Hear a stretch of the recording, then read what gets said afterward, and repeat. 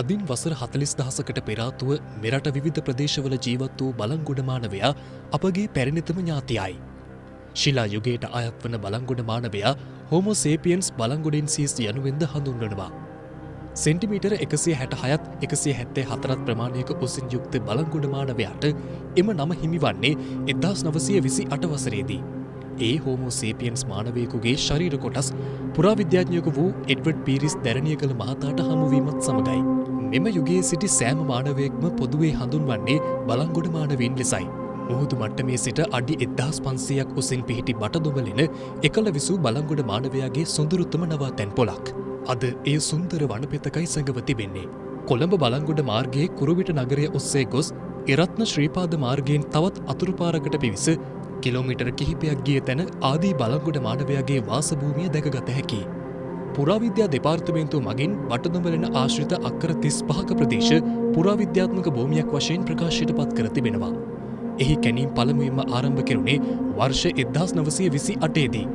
ඒ එඩ්වඩ් දැරණියගල මහතා විසින් අඩි 350ක් උස අඩි 500ක් පමණ දිගින් යුක්ත බටදොඹලෙනෙහි මහලෙන සහ කුඩාලෙන වශයෙන් ලෙන් පිහිටා තිබෙනවා. අඩි 91ක දිගින් සහ අඩි 37ක පළලෙන් යුත් මෙම මහලෙනෙහි එකවර මිනිසුන් දහසකට පමණ පහසුවෙන් රැඳී සිටිය හැකියි. වර්ෂා දිනවලට ලෙන ඉහළින් දියැලක් නිර්මාණය වන අතර වර්ෂාව නොමැති දිනයන්හි හිරු එළිය ලෙන තුනට හොඳින් ගලා එනවා. වසර 40,000කට ආසන්න කාලයක් මානවයාට නවාතැන් දුන් මෙම ලෙනේ එම කාලවකවානුවට අයත් ප්‍රධාන පස් ස්තර 7ක් දක්නට තිබෙනවා.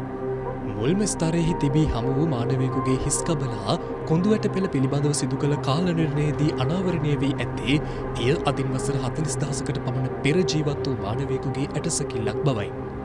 මීට අමතරව 1982 දී ආචාර්ය ශිරාන් දැරණියගල මහතා විසින් සිදු කළ කැණීම්වලදී සත්ව ඇටසැකිලිද ගල් සහ සත්ව ආයුධද ආහාර කොටස්ද එම ලෙන් පරිශ්‍රයෙන් හමුව තිබෙනවා.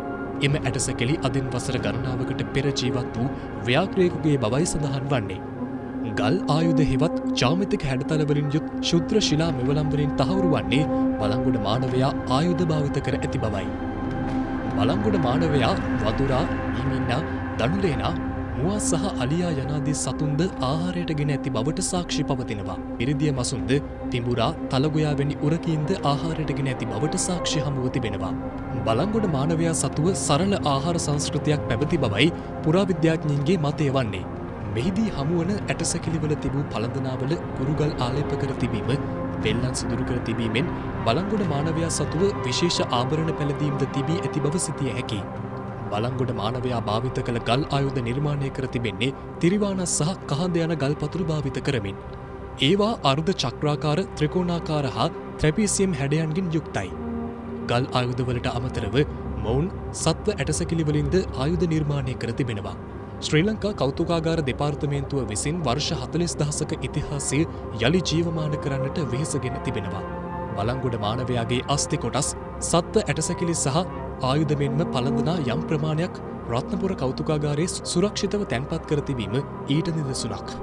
මේ සාක්ෂි අනුව සේපියන් මානවයාගේ අග්නිදිග ආසියාවේ තිමිරගේ වශයෙන් සැලකෙන්නේ ශ්‍රී ලංකාව බව පුරාවිද්‍යාඥයන්ගේ මතයයි. මේක සංචාරය කරන ඇතැම් නූගත් අය විසින් නංගල් ලියලා ඒවා ඒ ලයිකන ස්තර විනාශ කරලා තියෙනවා. ඒක විශාල වරදක්. පුරාවිද්‍යා ස්ථානයකට ඇතුළු වීමේදී තියෙනවා නීති රීති. කිසිම දෙයක් විකෘති කරන්න, කුරුටු ගාන්න, බලියන් දින්න මොකවත් කරන්න බෑ. නමුත් මේවා බලියදලා විකෘති කරලා කුරුටු ගාලා තියෙනවා. මේකෙන් අපේ රටේ සංස්කෘතිය, අනන්‍යතාවය, එහෙම නැත්නම් අපේ රටේ තියෙන ස්වාභාවික වටිනාකම තමයි මේ නැති කරන්නේ. සමහර විට මේ ස්තර යට සමහර විට අතීත මානවය ඇඳපු චිත්‍රයක් එහෙම තියෙන්න පුළුවන්. ඒක මේ තරුණ පරපුරට කියන්නේ මේ වගේ වැරදි වැඩ කරන්න එපා.